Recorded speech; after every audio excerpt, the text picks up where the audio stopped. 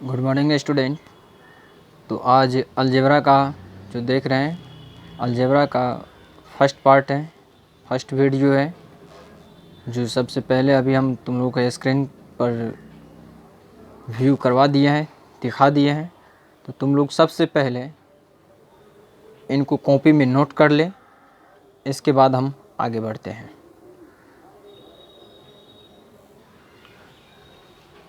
तो हम आ गए हैं अलजेब्रा का फर्स्ट पार्ट लेकर के, जो 10th क्लास का है। तो ये नियम, पांचों नियम तुम लोगों को शुरू में ही बता दिए हैं कि इनको कॉपी में नोट कर ले। इसके बाद आगे एक एक नियम के बारे में जानेंगे, और इस वीडियो में केवल 5 ही नियम के बारे में जानेंगे। और यह हल करने की एक घातीय समीकरण का 5 ही ऐसा नियम है कि वह एक घातीय समीकरण को 2 चर में हल कर सकते हैं। तो आइए आगे बढ़ते बिना विलंब किए हुए। तो सबसे पहला इसमें है तुलनात्मक विधि।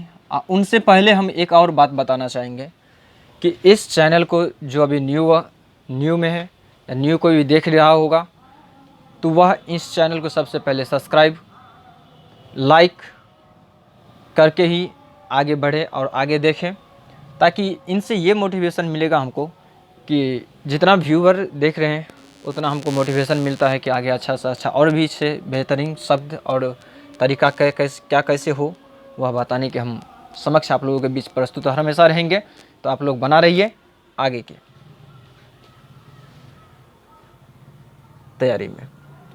तो आगे पहला स्टार है मेरा अलजेब्रा का 2 चरों में यानी x और y चर में एक घातीय समीकरण। तो पहला समीकरण को इसमें देखिए 1 मान लिया सब में, तो a1x b1y प्लस c1 बराबर 0, एवं दूसरा a2x b2y प्लस c2 बराबर 0 को हल करने का 5 नियम है। तो एक घातीय समीकरण का जो है 2 चरों में हल करने की कुल कितने नियम है? तो 5 नियम है। हल करने के कुल कितने नियम? तो 5 नियम है। तो 5 नियम में आपके बीच समक्ष है। तो जो पहला है तुलनात्मक विधि, प्रतिस्थापन विधि, लुप्तीकरण विधि, वर्ज गुणन विधि, अनुपात निर्णय विधि, यही 5 नियम है। और इस 5 नियम के बारे में संक्षेप रूप में एक एक कर को समझ लेंगे, और इसके बाद अगले वीडियो में एक एक वीडियो करके यानी बना करके आप लोगों के बीच समक्ष शेयर करेंगे, ताकि आप लोगों को अच्छा समझ में आए। और छोटा छोटा वीडियो रहेगा तो आप लोगों को समझ में बेहतरीन तरीक़ा से आएगा। और वीडियो को शुरू से लेकर के अंत तक ज़रूर देखना, तब जाके समझ में आएगा कि यह सवाल का प्रोसेस और यह बात क्या कहता था, उसके बारे में समझ में आएगा स्पष्ट रूप से। तो चलिए आइए, तो पहला है, और इसमें देखिए 2 समीकरण है। कितने समीकरण है? 2 समीकरण है। तो 2 समीकरण में पहला समीकरण को 1 से मान लिए है, जबकि व्यापक रूप रैखिक समीकरण का होता है ax plus B Y plus C होता है। ax plus B Y plus C, ये क्या होता है? व्यापक रूप होता है रैखिक समीकरण का 2 चर में व्यापक रूप। रैखिक समीकरण का 2 चर में व्यापक रूप ax plus B Y plus C होता है, जिसमें 2 चर में 2 समीकरण दिया है। 2 चरों में 2 समीकरण दिया है। उस दोनों समीकरण को हल करने की तरीका निम्न 5 विधि है। अब उस 5 विधि में जानेंगे। पहला, तो पहला समीकरण को a1x मान लिया, b1y मान लिया और c1 बराबर 0 मान लिया। दूसरा समीकरण को 2 से डिनोट किए हैं सब में, जैसे व्यापक रूप में a है, b है, c है। तो पहला समीकरण के लिए 1 मान लिए, और दूसरा समीकरण के लिए इसी में 2 मान लिए हैं। तो b2 हो जाएगा, c2 हो जाएगा। तो यही दूसरा समीकरण के लिए मान लिए हैं। तो इन दोनों को हल करने की पहला नियम है तुलनात्मक विधि बाय कंपैरिजन मेथड। तुलनात्मक विधि क्या कहता है? तुलनात्मक विधि कहता है बाय कंपैरिजन मेथड, अर्थात कंपैरिजन, हम आपसे तुलना कर रहे हैं। जो हमारे पास है, जो तुम्हारे पास नहीं है, तो तुम्हारे पास नहीं है तो हमारे बराबरी कैसे तुम करोगे? वही को कहता है या कंपैरिजन मेथड, अर्थात हम तुमसे कंपैरिजन कर रहे हैं तो समीकरण के तौर पे कहेंगे तो x का यदि हम बराबर करेंगे तो दूसरा कह रहा है हम भी x के बराबर करेंगे। यदि कह रहा है पहला समीकरण यदि हम y को बराबर करेंगे तो दूसरा भी कह रहा है हम y के बराबर करेंगे, न कि हम x के बराबर करेंगे। यदि पहला y का बराबर कर रहा है तो दूसरा भी y के बराबर करेगा, यदि पहला x के बराबर कर रहा है तो दूसरा भी x के बराबर करेगा। तो ये कह रहा है, यही इसी विधि को कहते हैं तुलनात्मक विधि। इसके बाद दूसरा आते हैं प्रतिस्थापन विधि। प्रतिस्थापन विधि में कहता है कि पहला समीकरण हम तो x के बराबर कर लिए, यानी x चर के बराबर कर लिए, दोनों में से किसी चर के बराबर हम कर सकते हैं। तो मेरा मन हुआ कि हम x चर के बराबर करें, दोनों में से किसी x चर के बराबर कर लिए। तो दूसरा समीकरण कहता है कि हम किसी को बराबर नहीं करेंगे, तुमको ही मेरे पास आना होगा। अर्थात प्रतिस्थापन हमारे पास जो है हम किसी को जाकर के दे देंगे, तो वह हो गया एक जगह से दूसरी जगह जाना। प्रतिस्थापन मतलब एक जगह से दूसरे जगह जाना, अर्थात एक समीकरण का मान दूसरा समीकरण में रखना। तो जैसे हम x चर के बराबर करेंगे तो दूसरा समीकरण में उसी x चर के जगह पे इसका मान बैठ जाएगा, तो अर्थात एक जगह से दूसरे जगह आ ही गया ना। पहला समीकरण का मान दूसरा में बैठ गया तो एक जगह आ ही गया। तो इसी प्रकार से दूसरा समीकरण। तीसरा बात, लुप्तीकरण विधि। तो प्रतिस्थापन विधि क्या कहता था, एक जगह से दूसरे जगह जाना, है ना। हमारे पास ज़रूरत नहीं है, तुमको यदि ज़रूरत है तो हमको दे दो, तुम्हारे पास नहीं है ज़रूरत तो हमको दे देगा, तो हम अपना काम कर लेंगे। तो यही बात होता है कि x का मान पहला समीकरण में जो है x या y चर में किसी में भी एगो का बराबर करके उसी एगो का बराबर मान दूसरा समीकरण में रख देंगे। ये तो उसी को कहते हैं प्रतिस्थापन, एक जगह से दूसरे जगह जाना, यानी एक समीकरण से दूसरे समीकरण में रखना। फिर तीसरा नियम, लुप्तीकरण विधि। तो लुप्तीकरण विधि, ये तो वही बात हो गया। लुप्तीकरण विधि क्या कहते हैं, लुप्त कर देना। जैसे कि जादूगर में क्या, खेल में क्या होता है, कहते हैं इसको भी लुप्त कर दिया है, यानी ये क्या हो गया, गायब हो गया। तो लुप्त करने का अर्थ होता है गायब हो जाना। तो इसका इंग्लिश होता है बाय कंपैरिजन मेथड। लुप्तीकरण विधि का होता है इंग्लिश बाय कंपैरिजन मेथड। तो लुप्तीकरण विधि का अर्थ होता है कि गायब हो जाना। तो अब समीकरण के तौर पर समझेंगे, सवाल के तौर पर समझेंगे, तो इसमें दो समीकरण होता है। तो पहला समीकरण यदि कहेगा कि हम x के बराबर करके हम x को गायब करेंगे, तो दूसरा कह रहा है हम भी x को गायब करेंगे।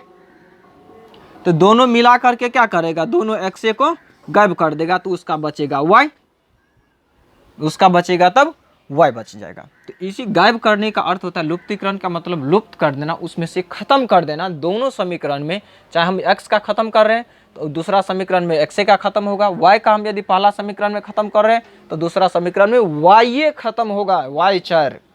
अर्थात x चर को हटाएंगे तो x चर हटेगा, y चर को हटाएंगे तो y चर, यानी दोनों में सेम। यदि हम लेफ्ट हैंड काट रहे हैं ना तो वह भी कहेगा कि हम भी लेफ्ट हैंड काट के हटा देंगे।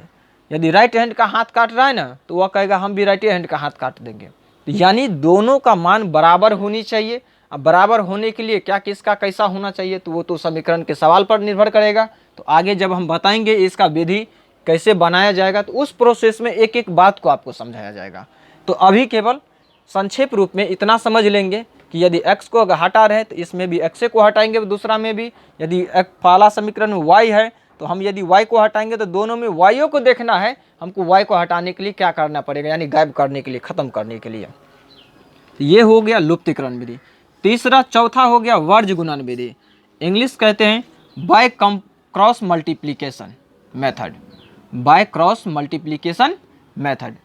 तो ये हो गया वर्ज गुणन विधि का इंग्लिश वर्ड। तो अब यहाँ पे देखिए वर्ज गुणन, तो वर्ज का अर्थ तो समझ जाएंगे कि क्रॉस, क्रॉस माना क्या होता है कि कोना कोनी गुना। यदि x है, y है, अचर पद कोई है, c है, तो यहाँ पे क्या होता है a1 a1 b1 c1। दूसरा समीकरण का क्या होगा a2 b2 c2।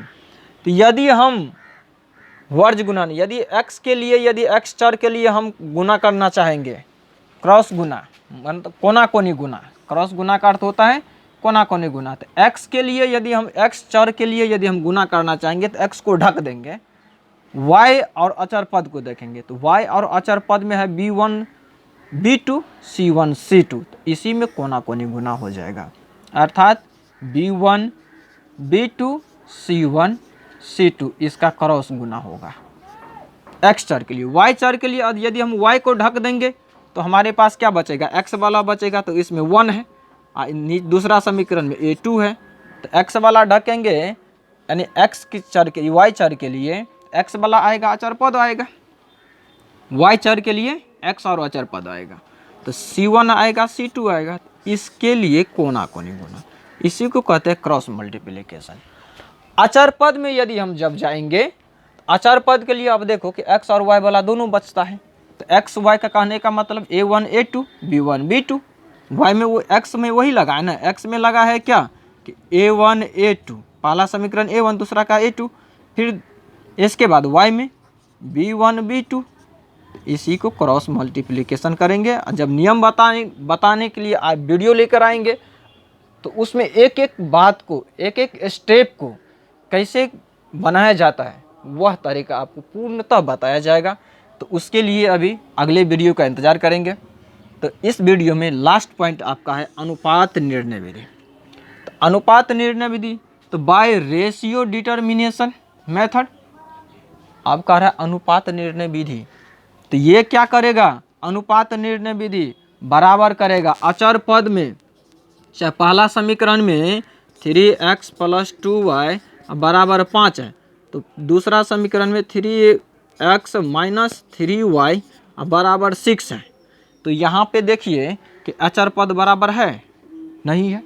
अचर पद यदि बराबर नहीं है तो इसी को केवल बराबर कर लेगा और दोनों को कहेगा घटाने पर, समीकरण 1 को समीकरण 2 में घटाने पर, तो यही काम कर देगा, तो घटा करके ये 0 आ जाएगा और 0 होगा तो यही दोनों का रहेगा, तो किसी अचर पद ये x और y बराबर होगा, या x y बराबर कहने का मतलब x बट्टा नहीं कुछ रहेगा तो x बट्टा y लिख सकते हैं, तो यही बात होता है। तो x बट्टे y के रूप में या x बराबर y के रूप में आएगा तो इसी को ना अनुपात कहेंगे, बराबर के बाद आता है तो x बट्टा y कहते हैं ना इसको, x बट्टे y हो जाएगा, तो इधर कुछ नहीं बचेगा, नहीं बचेगा तो 1 बचेगा, तो इसी ने x अनुपात y कहते हैं, यहाँ पे नहीं कुछ है तो 1 है तो 1 अनुपात 1 होगा। तो इस तौर पे अनुपात निर्णय के आधार पर इसमें हम समझेंगे। तो ये पांचों नियम, पांचों विधि था, और एक घातीय समीकरण को हल करने के लिए ये याद रखना है, दो चर में केवल 5 ही नियम ऐसे हैं कि पूर्णतः दो चरों में समीकरण का हल करने की केवल 5 नियम है, और इसी पांचों विधि में जिससे बनाएंगे तो आपको आंसर याद रखना एक ही आएगा, जैसे कि लुप्त तुलनात्मक विधि से हम बनाएंगे, या प्रतिस्थापन विधि से बनाएंगे, या लुप्तीकरण विधि से बनाएंगे, वर्गगुणन विधि से बनाएंगे, अनुपात निर्णय विधि से बनाएंगे। यदि पांचों में से किसी से यदि बनाएंगे तो पांचों का आंसर हमको एक ही जैसा आएगा। यदि कहीं पे डिफरेंट हो रहा है, आपको कहीं पे इसका कुछ और आ रहा है, इसका कुछ और आ रहा है, इसमें कुछ और आ रहा है, इसमें कुछ और आ रहा है, इसमें कुछ और आ रहा है, तो समझ लो आपका कैलकुलेशन में गलती है। उस कैलकुलेशन को फिर से चेक करो, फिर से बनाओ, फिर आगे इसी तरह से यदि चेक करोगे कैलकुलेशन में गलती होगा तो आपको सब एक जैसा मिल जाएगा। तो समझ लेना है मेरा पांचों नियम सेलेक्ट हो गया, इसीलिए पांचों नियम से बनाएंगे, इसमें से किसी भी पे बनाएंगे तो आंसर आपको एक ही आएगा। इस बात को ख्याल रखते हुए आगे बढ़ेंगे और अगले वीडियो का इंतजार करेंगे, और अगले वीडियो में हम आप लोगों को एक एक नियम को बताएंगे। जो इससे पहले भी हम आपको बताएं कि एक एक नियम को तुलनात्मक है तो तुलनात्मक का ही वीडियो आएगा, प्रतिस्थापन है तो प्रतिस्थापन का ही केवल वीडियो आएगा, लुप्तीकरण है, वर्गगुणन विधि है, अनुपात निर्णय है, सबका अलग अलग वीडियो आएगा। और समझाने में और समझने में आप लोगों का एक एक बात को हम रखेंगे, ताकि कहीं से भी एक पॉइंट का चूक ना हो। मैं ये प्रयास हर वक्त हमेशा जारी रखूँगा। तो आज के लिए और अभी के लिए इतना ही। Thanks for watching video. आप लोग बना रहिए। और एक बात, आप लोग जो न्यू देख रहे होंगे तो वह चैनल को सब्सक्राइब करें, लाइक करें, और इसी तरह से अपने दोस्तों में भी शेयर भी करें, ताकि इस चैनल को जितना हो सके आगे बढ़ाइए इसी तरह से। तो थैंक्स फॉर वॉचिंग वीडियो।